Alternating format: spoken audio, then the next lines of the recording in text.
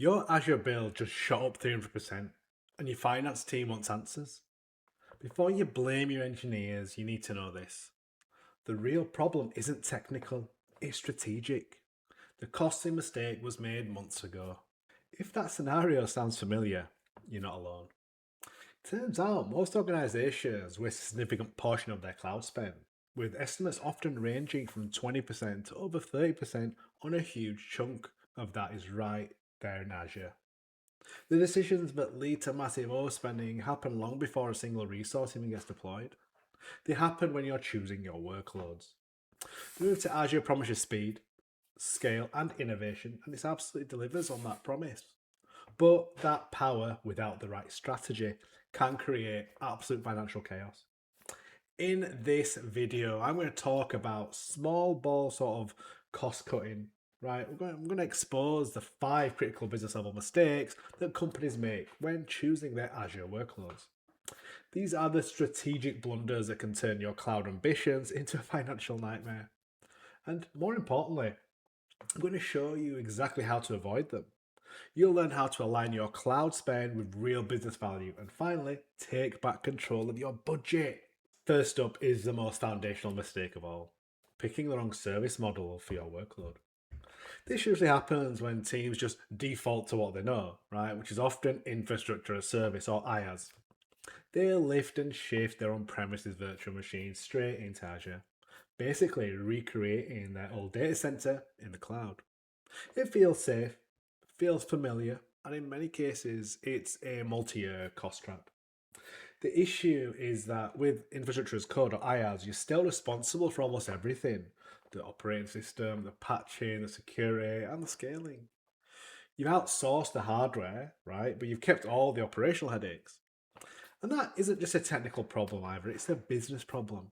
It means your highly skilled, expensive engineers are spending their time on low value maintenance instead of high value innovation. The real cost of this mistake just compounds over time, right? When a workload could have run better on a managed service like platform as a service or PaaS, you're not just paying for underused VMs, you're actually paying for the staff hours to manage them, the complexity of maintaining them, and the huge opportunity cost of not moving faster. PaaS services like Azure App Service or Azure SQL Database handle the underlying infrastructure for you, and they let your teams focus purely on the code and the data. This radically reduces the operational burden and the total cost of ownership. So, what's the fix? Right? Make workload analysis a non negotiable first step.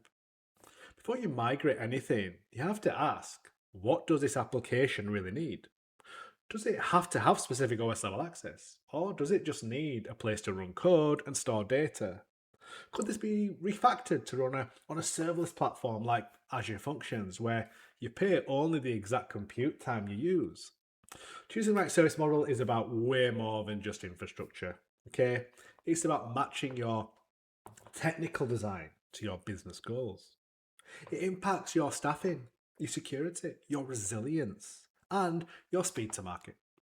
Don't fall into the IaaS trap by default, right? Challenge your teams to justify why a workload can't run on more efficient PaaS or serverless options.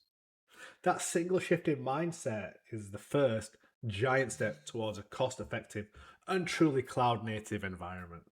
The second costly mistake is a habit that's deeply ingrained from the on premises world: over provisioning resources just in case. When hardware was a capital expense, that took forever to procure. You bought the biggest server you could afford to handle a peak workload, even if that peak only happened 1% of the time. In the cloud, that logic is a direct path to financial ruin. We see it all the time, right? A developer picks a massive VM because that's what they used on the last project, not because the new app actually needs it. Or teams provisioning huge clusters for a peak load that never comes, leaving 80% of their resources just sitting idle while the meter keeps on running. This isn't negligence, right? It's a failure to adapt to the cloud's pay-as-you-go model. Every unused CPU and every gigabit of unneeded RAM is just money leaking out of your budget, hour by hour. The business impact here is huge. It completely skews your return on investment, right? If your infrastructure is consistently 50% larger than it needs to be, You just cut your cloud return on investment or ROI in half. Across dozens of projects, this quite persistent waste becomes one of the biggest drivers of budget overruns. So, the solution: replace assumptions with data. You have to profile your workloads before you deploy them and monitor them consistently afterwards. Use tools like Azure Advisor. Now, this analyzes your actual usage and it gives you specific actionable recommendations for right sizing or even shutting down resources you're not using. These recommendations alone can often uncover 5 to 15% in immediate savings. But it's not just about tools. You have to build this into your culture. Automate the shutdown of non production environments outside of business hours. A simple change that can save thousands. For the workloads with sort of spiky traffic, use auto scaling to dynamically add and remove capacity based on real time demand. This ensures you're only paying for what you truly need right when you need it. Stop sizing for the worst case scenario. The whole point of that cloud is it's elasticity, right? Design your workloads to use it. Start small, monitor everything, and then scale based on evidence, not fear. The third mistake is a strategic misstep with very expensive long term consequences. Committing to savings plans like reserved instances without a clear roadmap for your workload's future. These plans are powerful, offering huge savings, right? Up to 72%, I've said that many times, off the pay as you go rates. But they're a double edged sword. If you commit to the wrong thing, you're not buying savings, you're actually buying financial handcuffs. Here's a classic trap, right? A team is migrating a legacy app. To show some immediate cost savings, they buy a 3-year reserved instance, or RI, for the big, expensive virtual machine the app currently runs on. On paper, it looks like a huge win, but 12 months later, a different team is tasked with modernizing that same application. They decide to refactor it into a containerized microservice architecture running on Azure Kubernetes services. Suddenly, that 3-year reserve instance is an anchor. You're locked into paying for a specific VM type you don't even need anymore, while also paying for that new container platform. This is called commitment waste, and it's a massive self inflicted wound. The same risk does apply to Azure savings plans. They're more flexible, right? But they still require a 1 or 3 year hourly spend commitment. In your long term plan, if it involves moving a big chunk of your workloads to specialized PaaS services that aren't covered by the plan, you could be left holding the bag, right? So here's the solution: make a lifecycle planning part of your commitment strategy. A workload isn't static, it has a roadmap, right? Before you buy any 1 or 3 year commitment, you have to ask, where is this application headed? Is there a plan to refactor it to PaaS or containers in the next 18 months? Are you looking at shifting to a different VM family for better performance? Your commitment strategy has to reflect that future state. For workloads that are truly stable and aren't going to change, a 3-year reserve instance might be perfect, right? For those in transition, a 1-year service, savings plan offers a good mix of savings and flexibility. And for workloads with an uncertain future, sticking with pay as you go is the safest but more expensive choice. Don't let the sort of allure of sort of steep discounts blind you into the long term risk. Treat these plans like a strategic financial tool, right? Not a simple purchase order. Align your commitments with your technology roadmap. And this will make sure you're locking in savings, not just locking yourself in. Right. The fourth mistake is probably the most common and chaotic: treating cost governance as an afterthought. So many companies jump into Azure with speed as their only goal, letting hundreds of developers provision resources with no rules, no oversight, and no accountability. 6 months later, they're staring at a massive, confusing bill with no idea who spent what and which projects, or even why. Without a strong governance framework, your Azure environment becomes the Wild West, right? Resources get created without proper tags. This makes cost allocation impossible. There are no budgets or spending alerts, so teams can just blow past their limits without anyone knowing until the end of the month. Often resources like unattached disks from sort of deleted VMs, they just linger for months, silently burning cash. This isn't a cost optimization problem, it's actually a total failure of accountability.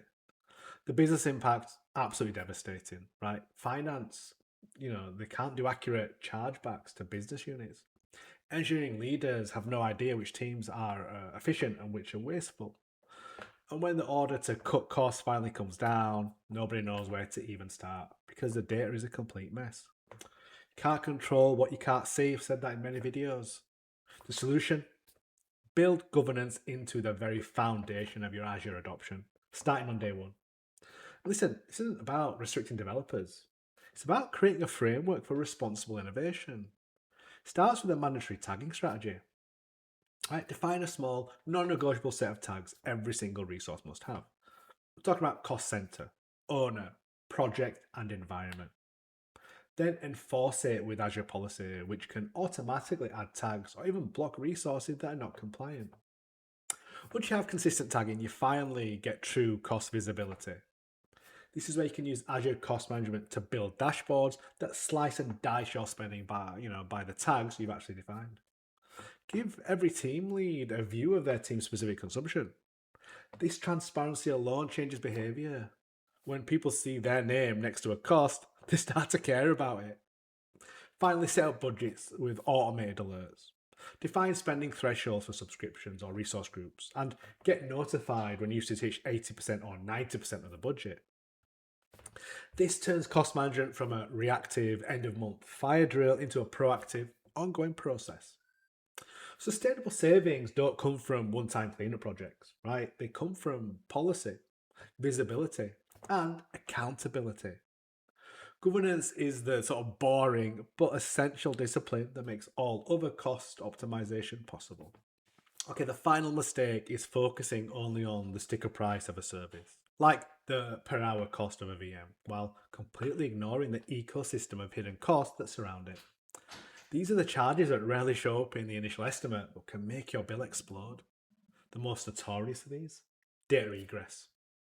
Azure, like the other big cloud providers, charges you for data that leaves its network, right? Transferring data out to the public internet has a per gigabyte fee. But what many people don't actually realize is that you can also get charged for moving data within Azure, like between two different regions, or even between availability zones in the same region. Now, imagine a high availability workload with data being replicated in real time to a disaster recovery site in another region.